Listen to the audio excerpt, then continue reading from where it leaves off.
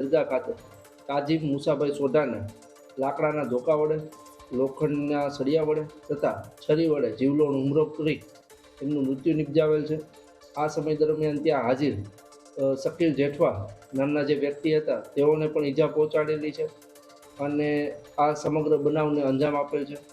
આ ગુનાના કામે 3 આરોપીઓ રફીક શાહ કાસમ શાહ સરવદી, અકરમ શાહ હનીફ શાહ સરવદી અને અરબાજ શાહ રફીક શાહ સરવદી નામના આરોપીઓને હાલ અરેસ્ટ કરવાની પ્રક્રિયા હાલ ચાલુ છે અને ઇરફાન શાહ અમીન શાહ બાનવા નામનો જે વ્યક્તિ છે જે આ કામે આરોપી છે તેને પણ ધરપકડ કરવા પોલીસ હાથ પ્રયાસરત છે। દરગાહ ખાતે કાજી મુસાભાઈ સોઢાને લાકડાના ધોકા વડે, લોખંડના સળિયા વડે તથા છરી વડે જીવલેણ હુમલો કરી તેમનું મૃત્યુ નિપજાવેલ છે।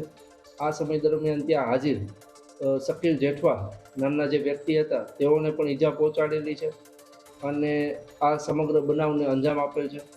આ ગુનાના કામે 3 આરોપીઓ રફીક શાહ કાસમ શાહ સરવદી, અકરમ શાહ હનીફ શાહ સરવદી અને અરબાજ શાહ રફીક શાહ સરવદી નામના આરોપીઓને હાલ અરેસ્ટ કરવાની પ્રક્રિયા હાલ ચાલુ છે અને ઇરફાન શાહ અમીન શાહ બાનવા નામનો જે વ્યક્તિ છે જે આ કામે આરોપી છે તેને પણ ધરપકડ કરવા પોલીસ હાથ પ્રયાસરત છે।